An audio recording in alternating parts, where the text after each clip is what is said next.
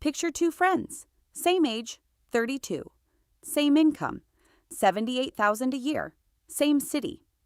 5 years ago, they had almost identical bank accounts. Friend 1, let's call her Sam, bought a house. 20% down, $400,000 place, 30-year fixed at 6.5%. She did everything she was told to do. Stopped throwing money away on rent, built equity, became a homeowner. Friend 2, we'll call him Marcus, kept renting. Same neighborhood, a 2-bedroom apartment for $2,200 a month. Everyone told him he was setting money on fire every single month. His parents brought it up at every dinner. Here's the twist nobody saw coming. 5 years later, Marcus has more money than Sam, not a little more, meaningfully more. And he did it without some secret side hustle or crypto bet. He did it with math that almost nobody actually runs. I'm Ellie, and I make videos about the numbers behind the decisions everyone assumes are obvious, but usually aren't. If you've ever felt guilty for renting or pressured to buy before you're ready, stick around, because by the end of this video, you'll know exactly how to run this math for yourself. Hit subscribe if that sounds useful. Let's get into it. Here's the thesis of this entire video. Buying a home is not automatically the smarter financial move. Sometimes it is. Often, in today's market, it isn't. And the reason most people never find this out is because nobody ever actually sits down and runs the real comparison. They just repeat what they heard growing up. Rent is dead money. Buying builds wealth. Both of those statements are incomplete, and incomplete financial advice is exactly how good, disciplined people end up making expensive decisions. Let's start with what owning actually costs, because this is where the math usually goes wrong before it even begins. Sam's $400,000 house, 20% down, means an $80,000 down payment. That $80,000 didn't just disappear into a house. It disappeared from what it could have been doing somewhere else, and we'll come back to that. Her mortgage on the remaining $320,000 at 6.5% runs about $2,020 a month in principal and interest alone. Add property taxes, roughly $350 a month in her area. Add homeowners insurance, another $150. Add a realistic maintenance reserve, and most financial planners suggest 1% of home value annually, which works out to another $330 a month. Total monthly housing cost before a single repair emergency comes to about $2,850. Marcus is paying $2,200 a month in rent. Right there, that's $650 a month difference sitting in Marcus's pocket that isn't sitting in Sam's. But here's what most people stop calculating right there, and it's exactly the mistake that skews this entire conversation. Sam also had to come up with $80,000 up front. Marcus didn't. So what did Marcus do with his $80,000 instead of a down payment? He invested it. Simple index fund, nothing exotic. And what did he do with that $650 monthly savings? Also invested, same fund, every single month, like clockwork. Let's run the actual numbers, because this is where the story gets interesting. $80,000 invested at a conservative 8% average annual return over 5 years grows to roughly $117,000. That's $37,000 in growth on the down payment alone, money that in Sam's case is locked inside her house instead. Now add the $650 a month Marcus has been investing on top of that. Over 5 years, at the same 8% return, those monthly contributions grow to about $48,000. Combine both pools, and Marcus is sitting on somewhere around $165,000 in his investment account after 5 years. Meanwhile, what does Sam have? She's built equity through her monthly payments, roughly $42,000 worth over 5 years, once you account for how mortgage amortization works, where most of your early payments go toward interest, not principal. Her home has also appreciated, let's say a reasonable 3% a year, which brings her $400,000 purchase to about $464,000. Subtract what she still owes on the mortgage, around $292,000, and her actual equity position is roughly $172,000, so it's actually close. Sam, $172,000. Marcus, $165,000. And this is the part almost nobody accounts for. Sam's equity isn't liquid. She can't spend it without selling her house or taking on more debt through a home equity loan.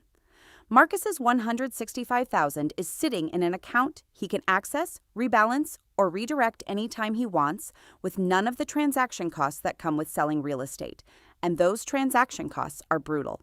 Realtor commissions, closing costs, moving expenses, typically eating 8 to 10% of a home's sale price. If Sam sold tomorrow, she'd hand over roughly $40,000 just for the privilege of accessing her own equity. So even in a scenario that looks basically tight on paper, Marcus is functionally ahead because his wealth is flexible and Sam's is frozen. Now let's push this forward, because 5 years is actually the point where these two paths are closest together. Let's fast forward another 5 years to year 10 and watch what happens when compounding really starts to take over. Sam keeps paying her mortgage. By year 10, her home, appreciating at that same 3% a year, is worth roughly $538,000. Her remaining mortgage balance has dropped to around $250,000 because more of her payment is now going toward principal instead of interest, which is how amortization works over time. Her equity position is now roughly $288,000. Marcus, meanwhile, has kept investing that same $650 monthly difference on top of his original $80,000 lump sum for the full 10 years, all still earning that same 8% average return. His original $80,000 has grown to about $173,000 on its own. His monthly contributions have grown to roughly $119,000. Combined, Marcus is sitting on approximately $292,000. Notice what just happened. At year 5, they were close. Sam ahead by about $7,000.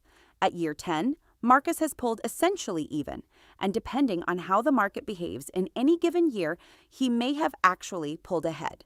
And remember, his entire $292,000 is liquid. Hers is not, and accessing it still costs her that same 8 to 10% in transaction fees the moment she wants to sell. This is the part of the math that almost never gets run in real life, because most people don't sit down with a spreadsheet before making one of the biggest financial decisions of their life. They make it based on vibes, family pressure, and the assumption that rent is inherently wasteful. But the truth is more nuanced, and nuance doesn't fit neatly into a dinner table conversation. I want to be completely clear about something, because this video is not an argument that renting always wins. That would be just as incomplete as saying buying always wins. There are specific conditions where buying is genuinely the smarter move, and you need to know what they are. Buying tends to make sense when you plan to stay in one place for at least 7 years, because that's roughly how long it takes for appreciation and equity buildup to outweigh the transaction costs of buying and selling. It tends to make sense when your total monthly housing cost, including taxes, insurance, and maintenance, stays under about 28 to 30% of your gross income, because beyond that threshold, you start crowding out your ability to invest, save, and absorb emergencies. And it tends to make sense when you're buying in a market where prices aren't dramatically inflated relative to local incomes, because overpaying at the top erases years of future appreciation before you even move in. Here's the structural piece that makes today's decision even more complicated than it was for previous generations. Roughly half of all outstanding mortgages in the United States right now carry a rate below 4%. If you bought years ago and locked in a low rate, moving today means giving up that rate and taking on a new mortgage at today's higher rates, which can add hundreds of dollars to your monthly payment for the exact same size loan. This is called the lock-in effect, and it's a major reason housing inventory has been frozen. People who would otherwise sell are staying put, purely because moving is a financial penalty, not because they love their current home more than they used to. For Sam and Marcus, none of that lock-in math applies yet because Sam only just bought. But it will matter enormously in 5 or 10 years if she ever wants to move, upgrade, or downsize. It's a cost she's agreed to without necessarily realizing she agreed to it. There's also a psychological piece to this that almost nobody talks about, and it's just as real as the math. When you own a home, every dollar you spend feels justified because it's building equity, even when that dollar is going toward interest, not principal, or toward a roof repair that just maintains value instead of adding it. When you rent, every dollar feels wasted, even when a portion of your rent is functionally paying for flexibility, maintenance you don't have to handle, and the ability to leave without a 6-figure transaction. Both of these feelings are, to some extent, Illusions created by how we culturally frame ownership versus renting, not by what the numbers actually show. Let's go back to our two friends one more time because I want you to really sit with these numbers. Sam did everything right by conventional wisdom. She saved a down payment, she got a mortgage, she built equity, and 10 years later, she has roughly $288,000 in home equity that she cannot easily touch without selling and paying tens of thousands in transaction costs. Marcus did the thing everyone told him was wasteful. He rented and he invested the difference. And 10 years later, he has roughly $292,000 that he can access, move, or redirect at any time, with far less risk tied to a single asset in a single location. Neither one of them made a mistake, but only one of them ran the actual numbers before deciding. The other one just followed what felt culturally obvious. So here's what I want you to actually do with this information. Before you buy a home, or before you keep renting out of guilt, run your own version of this math. Calculate your true monthly cost of owning, mortgage, taxes, insurance, and a maintenance reserve, not just the mortgage payment the bank quotes you. Compare that to your actual rent, take the difference, and ask yourself honestly whether you would actually invest it if you kept renting, because this math only works if the difference goes somewhere productive, not into a bigger lifestyle. And be honest with yourself about your time horizon, because under 7 years, the math tips hard toward renting almost every time once you factor in transaction costs. Renting isn't throwing money away. It's paying for flexibility, and flexibility has a real financial value that most people never bother to calculate. Buying isn't automatically building wealth either. It's making a concentrated bet on one asset in one location with real transaction costs on both ends.